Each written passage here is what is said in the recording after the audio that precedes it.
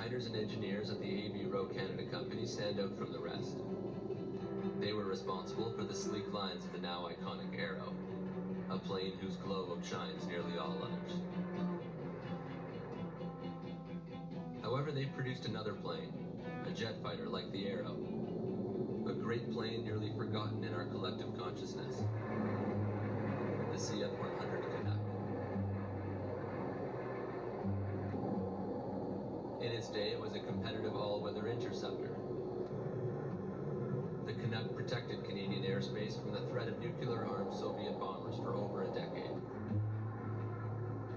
As Canada's only indigenously designed jet fighter to reach service and to be built directly to RCAF specifications, it was an accomplishment that would give Canadian industry the confidence it needed to eventually undertake the Aero and to secure its place as a world aerospace power.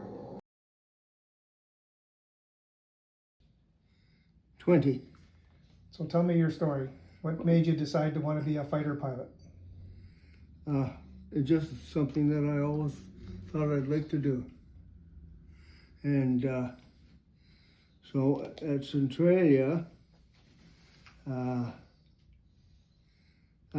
Croydon, we had 160 guys go in for testing, and 54 came out from the testing, passed the testing. 54 of us went to ground school. When ground school was over, there were 27 of us left, and we eventually all got our wings. The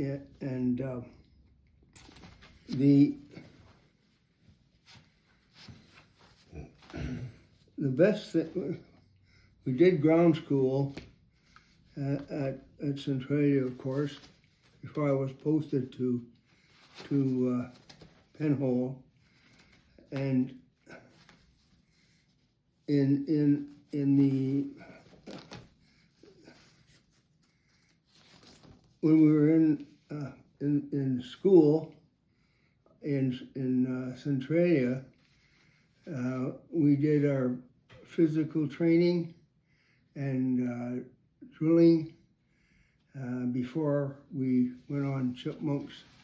I imagine that was pretty demanding, eh? I imagine that was pretty demanding, eh? Yes. As a matter of fact, out of the 54 that made it out of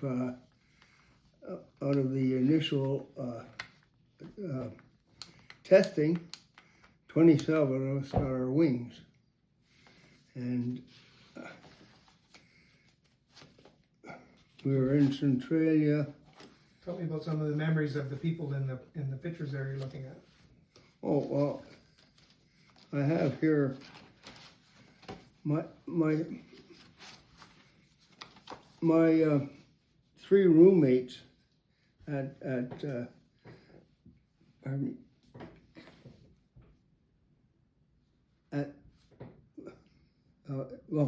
my three roommates were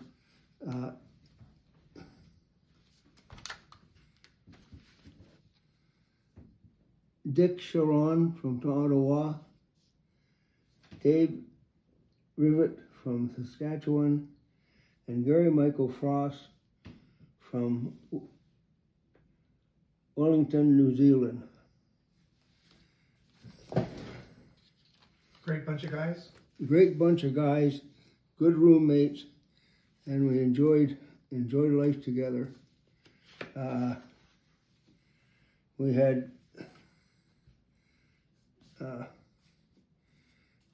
a lot of fun, and I imagine you guys met a few girls. we eventually did that, yes. What happened was,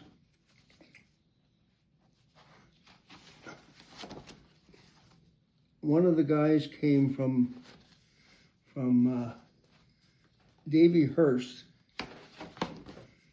was a kid that his parents during World War II, they were in English. They sent him to Detroit to get him out of the war, and they were killed, so the people in Detroit brought him up. And and Davy decided that he would come to Canada and join the Royal Canadian Air Force.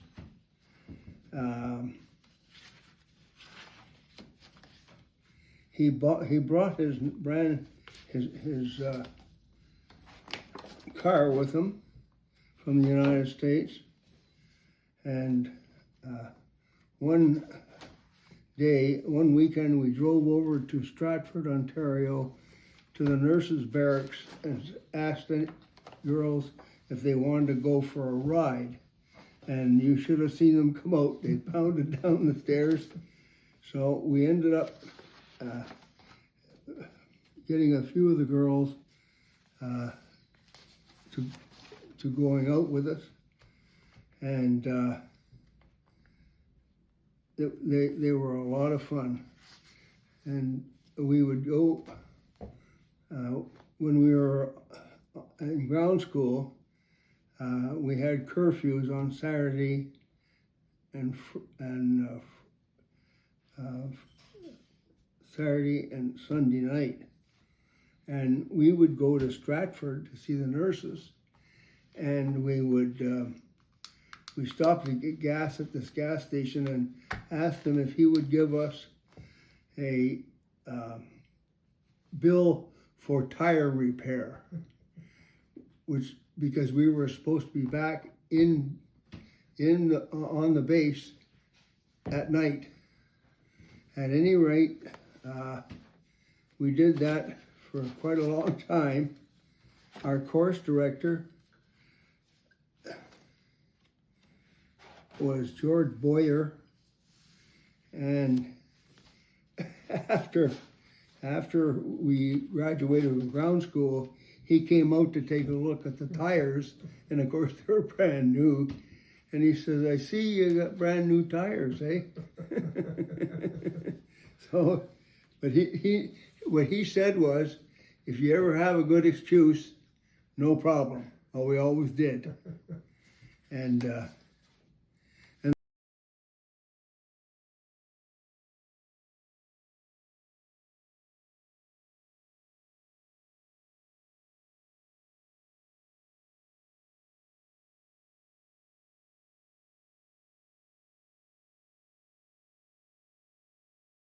the Germans had recovered pretty good. I was on 419 Squadron, and it was called the Moose Squadron. Our motto was Musa Aswaida, which was Cree Indian for Beware of the Moose, because in the Second World War, 419 was the bomber squadron, Lancaster, and the commander of that was Moose, a great big Canadian, so they called him Moose Fulton. That's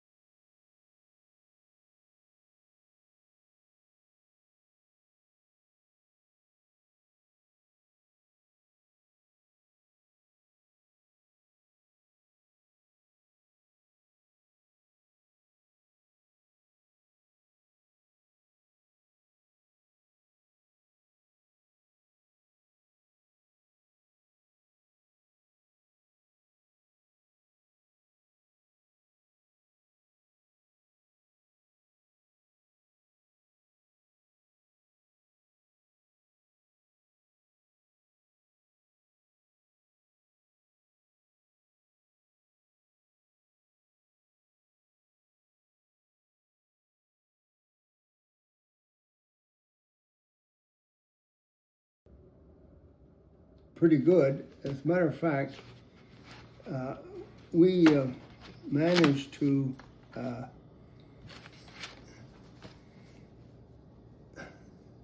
shoot 90.9 with our rockets. And it was Hughes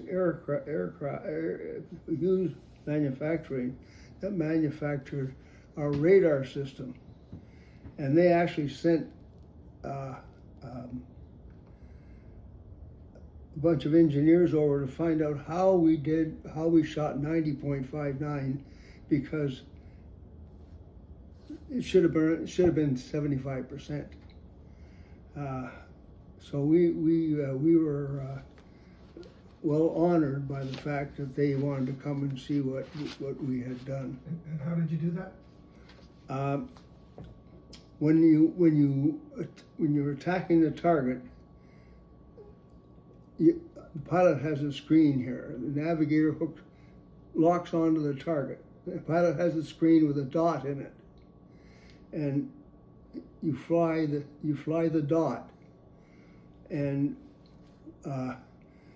just before it fires, the dot, there's a line, and the dot goes up or down.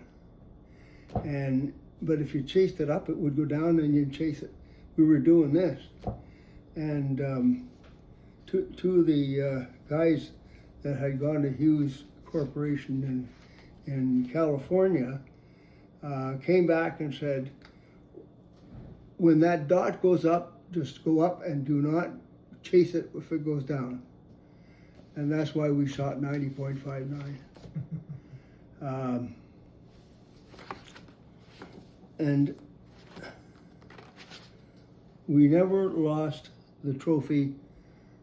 Of 3 years that I was there, we never lost it.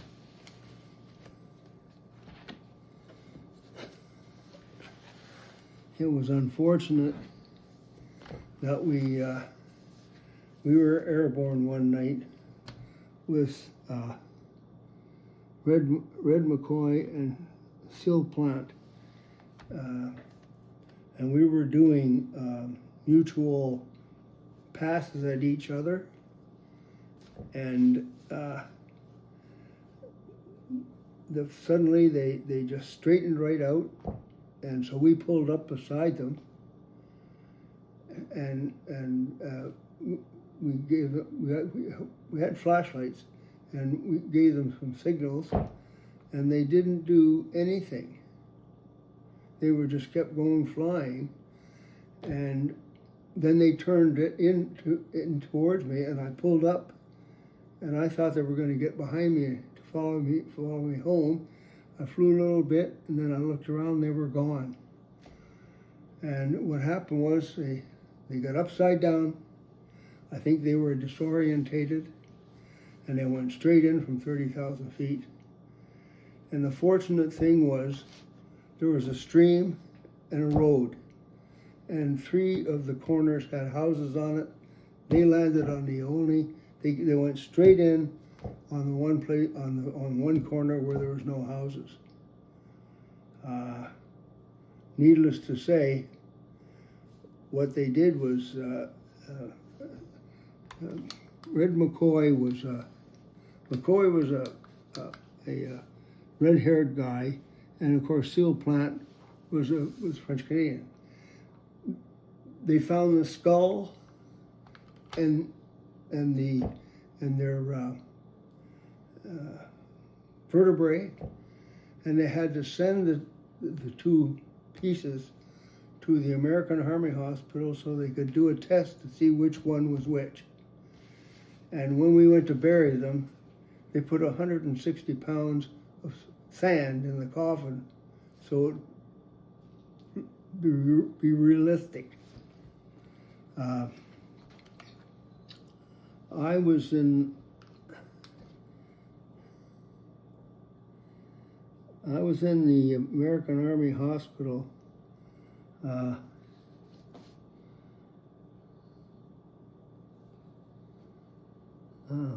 in 1959, April 1959, when Olivia de Havilland, the actress, was touring a hospital. And she came up to me. I was in bed. She was gorgeous, beautiful lady. And I have here to Flying Officer M. Clark, Gloria de Havilland. She gave me her autograph. Cool.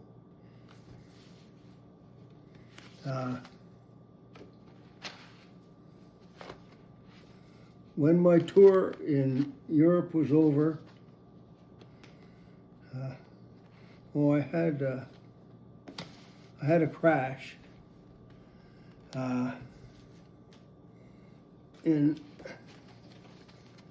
I took off one night, and we were night flying, and when I lowered the gear, what happens is you have three needles on your dash, and they go up and down with the wheels, and the two main ones went down. The middle one, which was the nose wheel, didn't. So they called all the other aircraft back. I flew around until I had just barely enough fuel to land, because I didn't want to, because I knew when I landed. But what I did was I flew back by the tower, and they said your nose wheel is halfway up and halfway down. So I knew it was going to collapse. And here's what it looked like.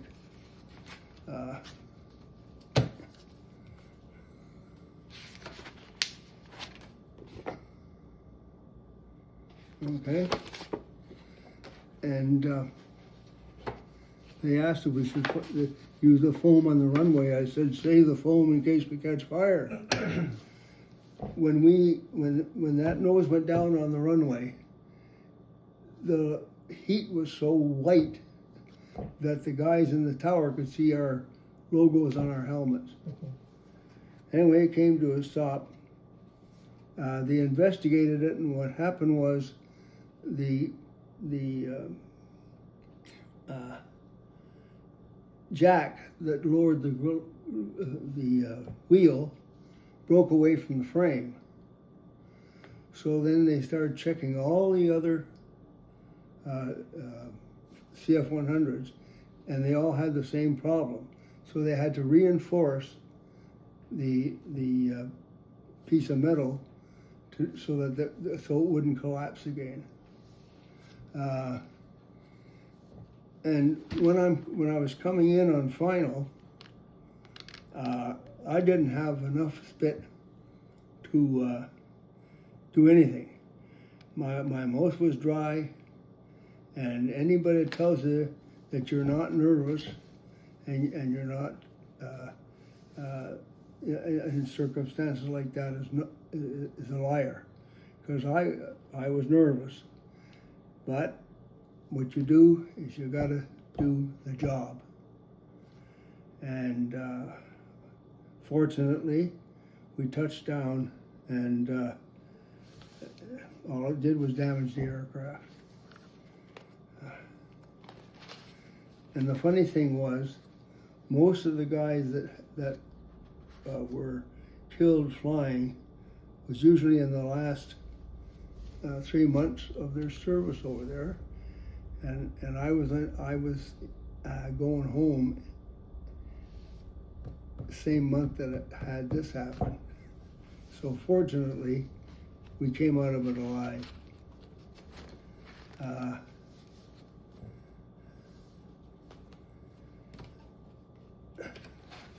And when I was posted back, I was posted to Air Defense Headquarters Communication Center. We had the red phone between the Prime Minister and the President of the United States.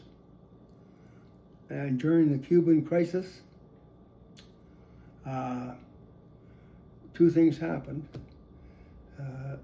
All all the brass. We had a room with a stage and benches and chairs, and all the high price help was there. And I was standing. I could not phone my wife. See, Ottawa would have been a secondary target if there was an invasion. I was not allowed to phone my wife to tell her to take the kids and get the hell out of Ottawa, which would be a secondary target.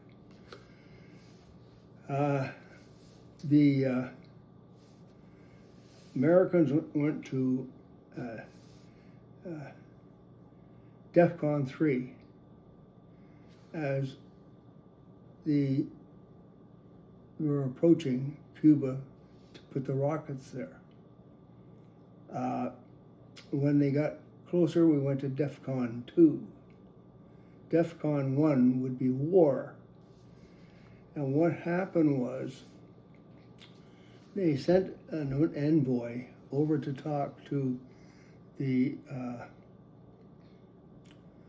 Russian envoy in Europe, and he said they agreed if we took our rockets out of Turkey, they would not put the rockets in Cuba.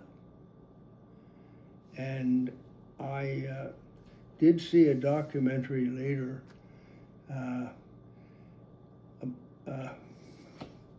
They photographed John F. Kennedy during this time.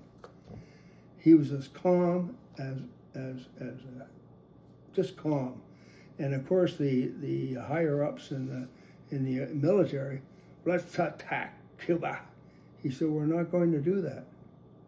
He stayed calm, and by negotiating,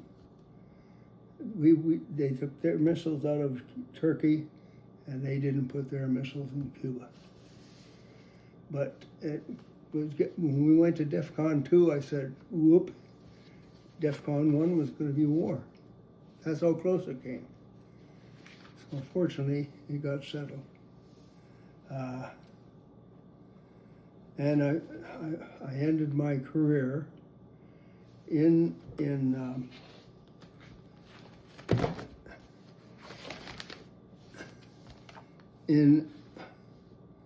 Air Force headquarters. I retired March 10th, 1963. And as I said before, I had 916 flying hours.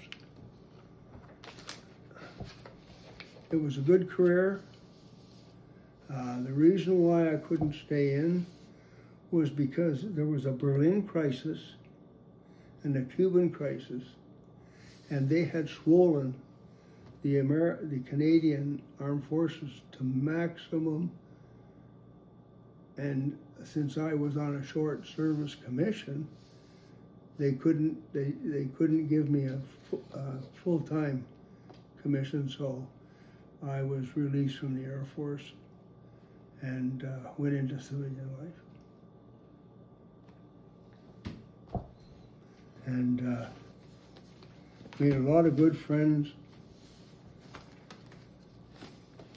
Our commanding officer on our base was Group Captain Buck McNair. He was from Nova Scotia. As a matter of fact, he was from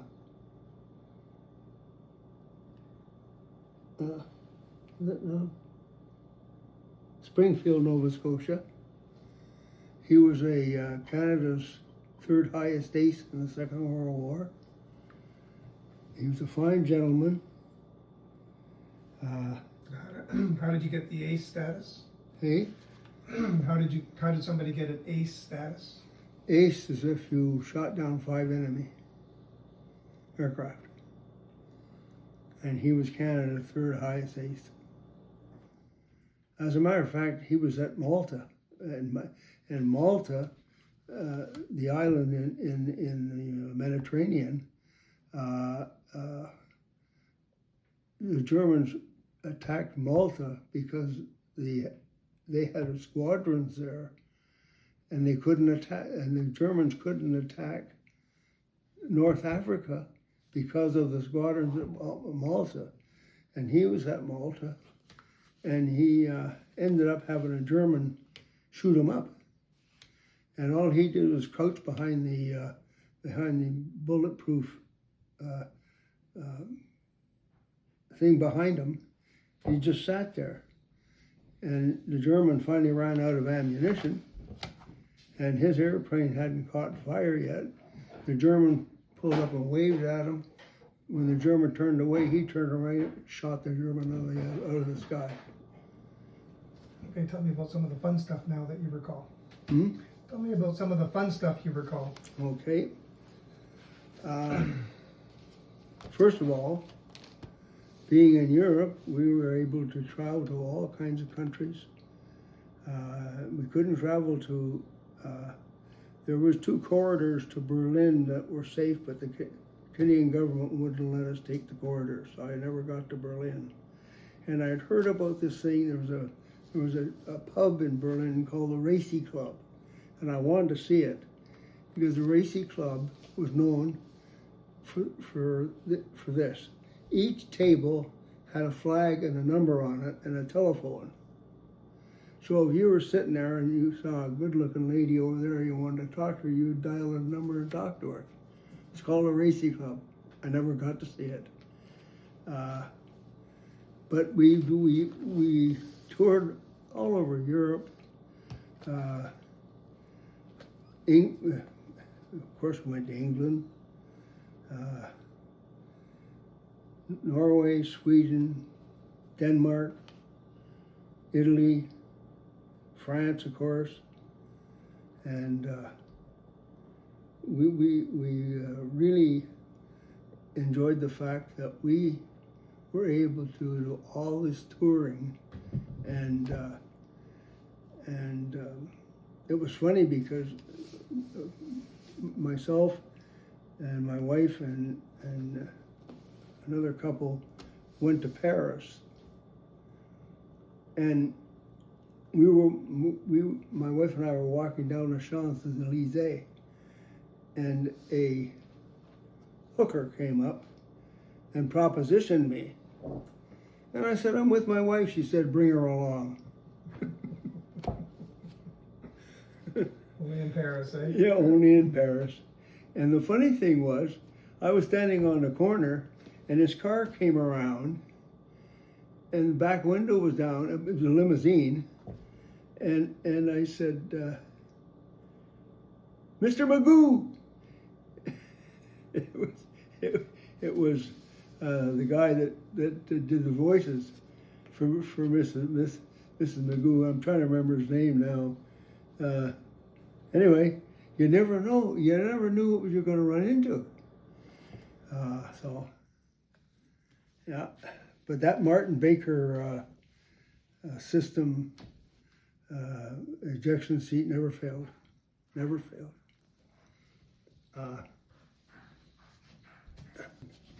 And he was a nice guy.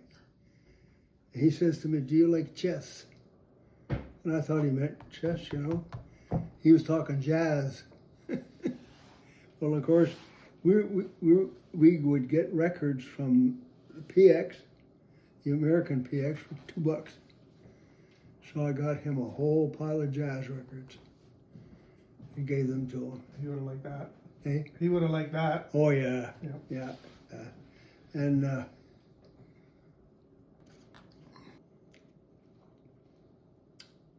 And Vimy Ridge, that's Canadian territory. And the Americans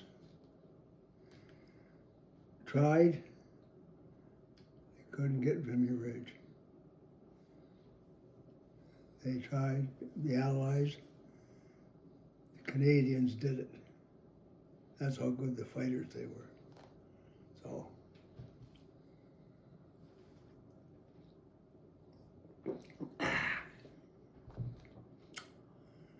I should take you there someday. What is that? Air Force Museum. And tell me about the stone. There are stones with names on them all along here. And my stone is right close to the CF 100.